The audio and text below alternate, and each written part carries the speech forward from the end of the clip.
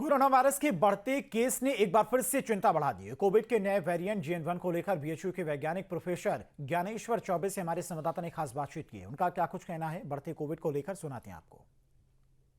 हमारे साथ ज्ञानेश्वर चौबे जी हैं जो बीएचयू के साइंटिस्ट हैं और खासतौर पर कोविड में आपने बहुत काम किया है, जितने भी वेरिएंट है उसको लेकर के।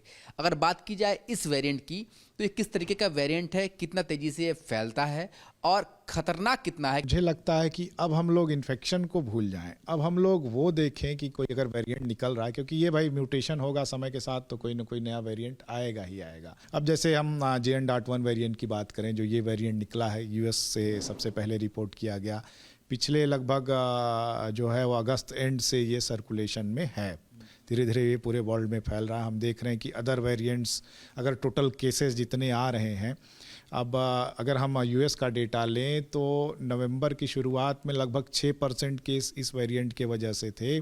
आज जो है 28%, 29% केसेस जो है इस वेरिएंट की वजह से हो गए हैं। अब हमें ये सोचना है कि इससे मृत्यु दर कितनी है।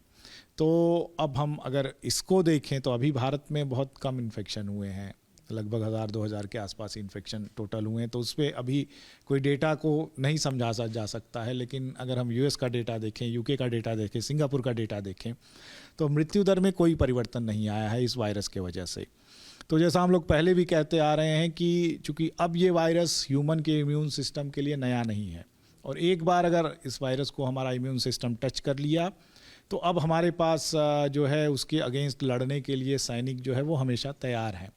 अब हमारे मेमोरी में अगर चला गया, जिसको कि हम T-सेल कहते हैं वैज्ञानिक भाषा में, और वो अगर हमारे मेमोरी में चला गया कि इस तरीके का कोई वायरस है जो हमारे लिए नुकसान पहुंचा सकता है, तो जैसे ही हमारे संपर्क में आएगा तुरंत जो है मिलियंस ऑफ सैनिक हमारे ब्लड स्ट्रीम में रिलीज होंगे, उसको न्यूट्रलाइज कर देंगे। वीडियो जर्नलिस्ट शिवम मिश्रा के साथ सुशांत मुखर्जी, न्यूज़ 8 वाराणसी।